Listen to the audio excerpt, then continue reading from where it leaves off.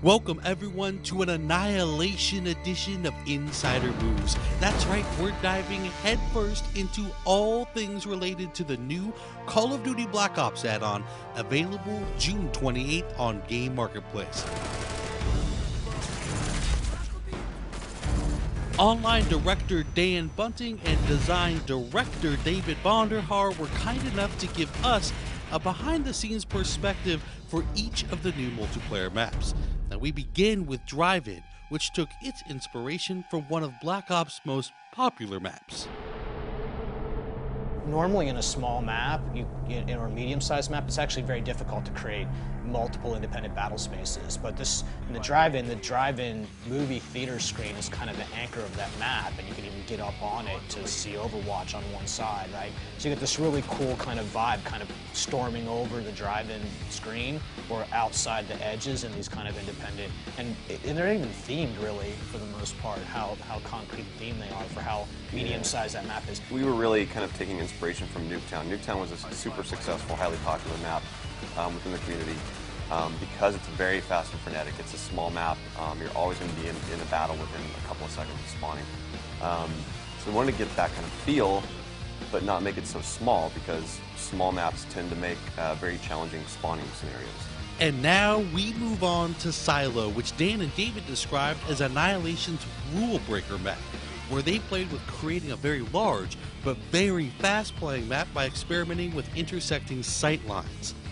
Now we asked, what are some of the standard rules multiplayer designers keep in mind when designing a map? There's 93 rules. So the rules topic, actually, we're not so super hardcore that there's a checklist and you make the map and you're like, yep, you can ship this map. Nope, sorry, go back and redesign. It's not that, but there's some well-established, pretty well-known conventions about what it means to design the maps, and you got to adhere to these kinds of things, and it's largely a training tool that we're using to kind of keep people on the same page and provide some consistency in the experience, right? We want you to be in a fight really quickly, but we don't want you to take damage or die within 3 seconds of spawning.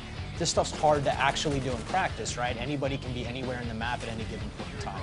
The rules really, they're guiding principles for best practices for design lessons that we've learned in the past. We learn the rules so that we can break them in creative ways, and that's really what we've always set out to do. The rules are just there to kind of get people to understand the basic principles of good map design, and once they've mastered that skill from a designer point of view, then they get really clever and creative about how they break those rules, and that's what makes maps have personality and flavor. And next, we turn our attention to Hazard. There's a really good story behind Hazard, and it's a map that started with actually something that the fans asked for, which we gave them, but not exactly what they were thinking we would do it.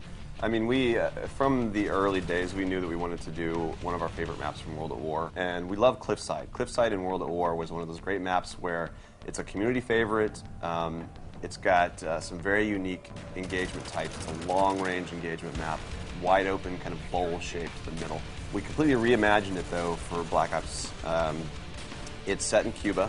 It's a very high-end luxury kind of golf course resort locale right on the ocean. We actually rebuilt it with the design in mind and the layout in mind. So there's a lot of similarity to the old map and how it plays. There's going to be a sense of familiarity with fans, but it's very different. It also has its own unique flavor.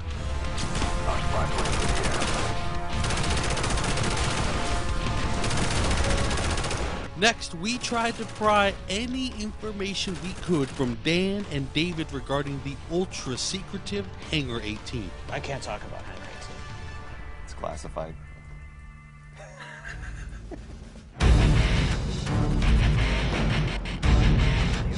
So Hangar 18, it's a really fun map for us.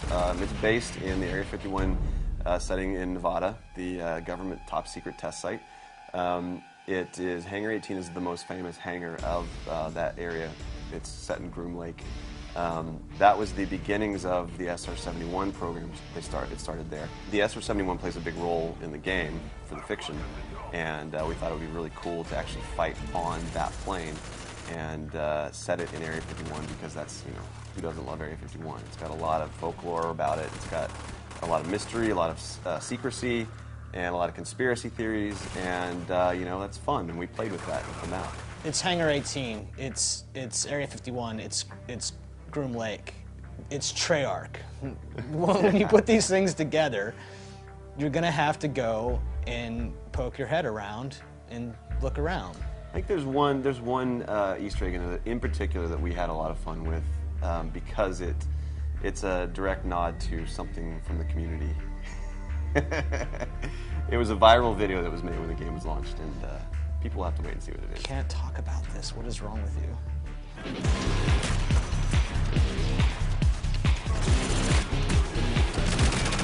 We hope you enjoyed this preview of all the multiplayer maps for Call of Duty Black Ops Annihilation game add-on. And for everyone that guessed last week's community challenge correctly, never fear, we'll highlight not just one, but a whole lot of you in next week's Insider Moves. For now, though, we give to you a final parting gift, a collage of zombie moments collected from the stellar Shangri-La level. Enjoy, everyone, and thanks for watching Inside Xbox.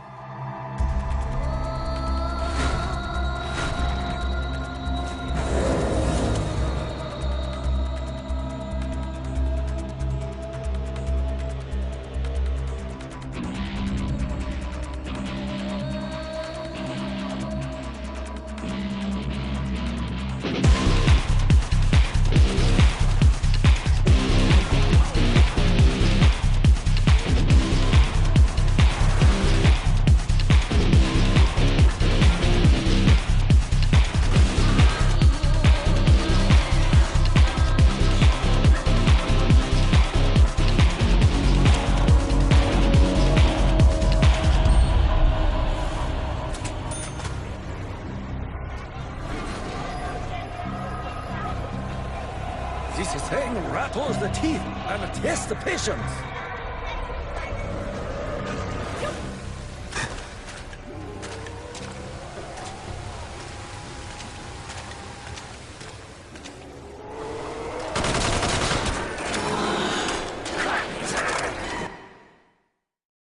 Hazard's got a great story. Yeah, we have to talk about the... Yeah, do it. No, I was telling you. Here, let's try to get... Hazard has a great story. I teed up the